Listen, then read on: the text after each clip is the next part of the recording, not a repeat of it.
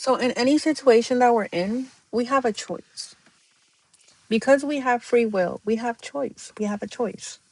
And no matter how we feel like we're like stuck or like this is just how it has to be, depending on how we view the situation, it's what's going to determine the outcome.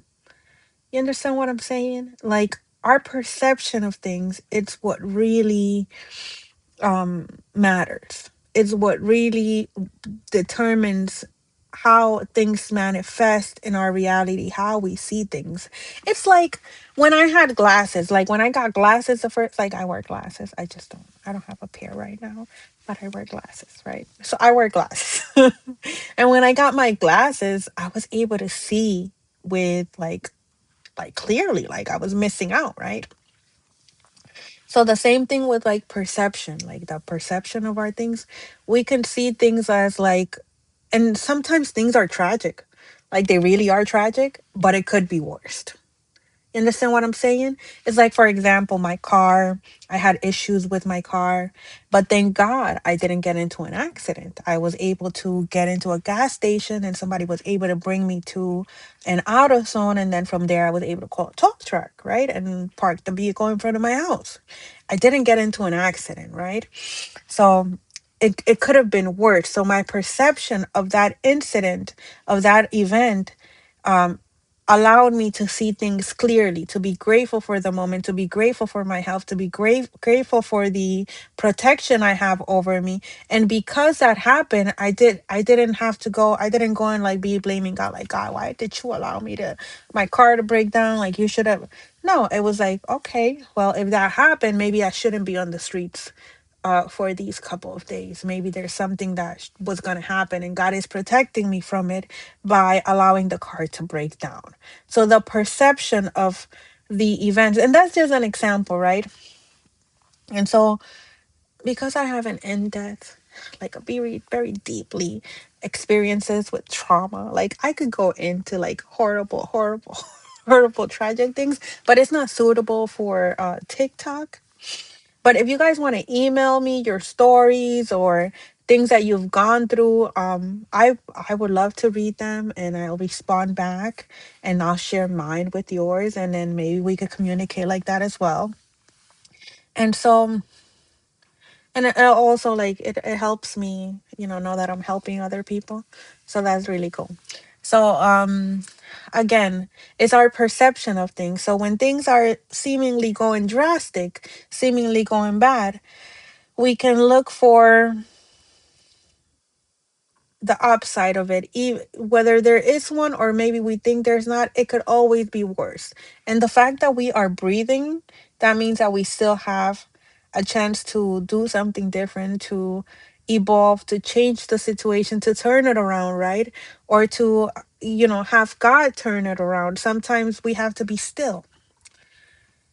Like I had to be still a lot. This past year I had to be still a lot. Like I kept coming into this closet and sometimes I cried.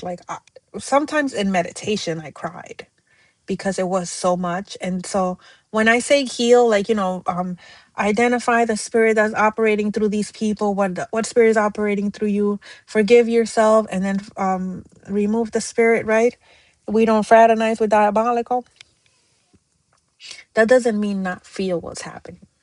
That doesn't mean that you're not human. Like we're supposed to feel. That's part of our human experience that we're supposed to feel. And so we also have to feel that because some things that are done to us leave us mentally and emotionally scarred. And so we have to feel those feelings. We have to feel those emotions.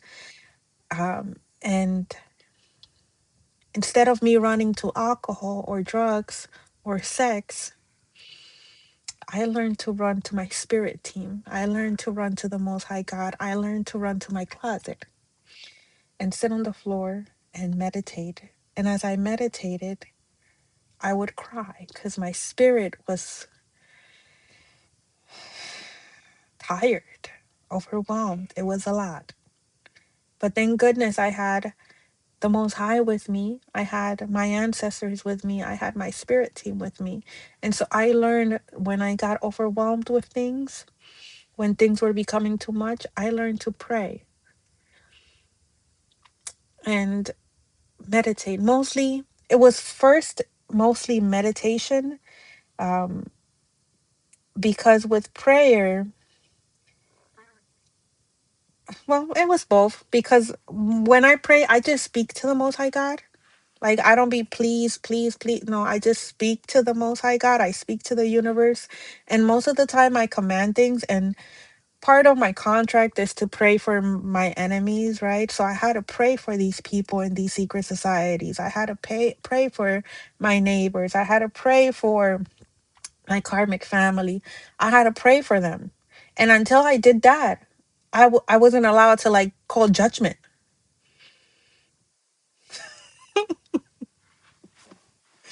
So I prayed for them and I prayed for them. And then I got to the point of praying, like, can we just remove them out of the face of the earth? Like, what is this? This is how I get. Like, I go from like, God, please help them get their souls back. God, um deliver them.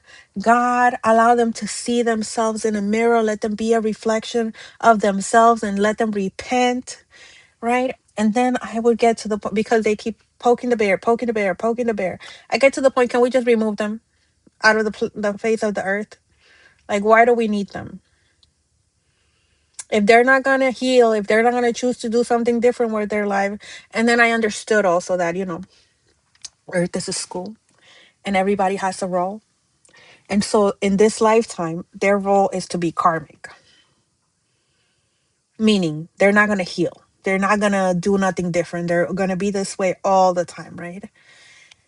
And so once I understood that, and that when we're done here, we go back into the ethers and we're like, hey, nice job being a karmic, nice job being an ascender master, nice job being a non-player character, NPC.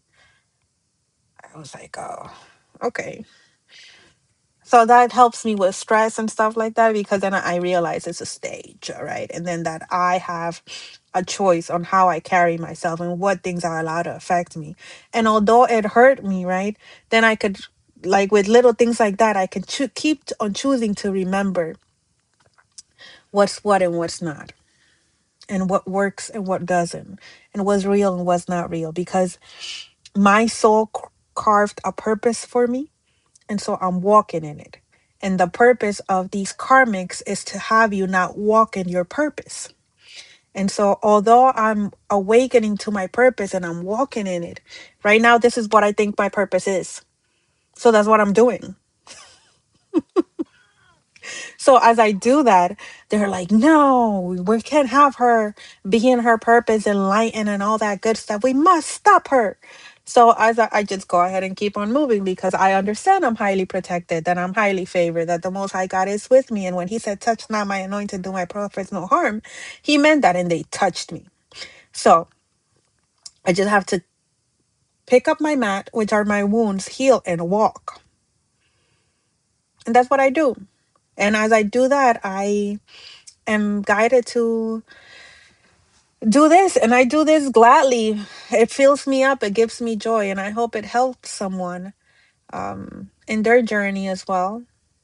And usually, like, if you're going through something and you've had a horrible life, and it's been like chaos and chaos and chaos and chaos, and then I just showed up in your For You page, you're part of my soul tribe. That's just how that works. The algorithm will bring me to you, which is why I also create these videos, because that's what's helped me in my healing. People who went through things and they started talking about it and started guiding. And so I do the same thing because I'm grateful. Okay.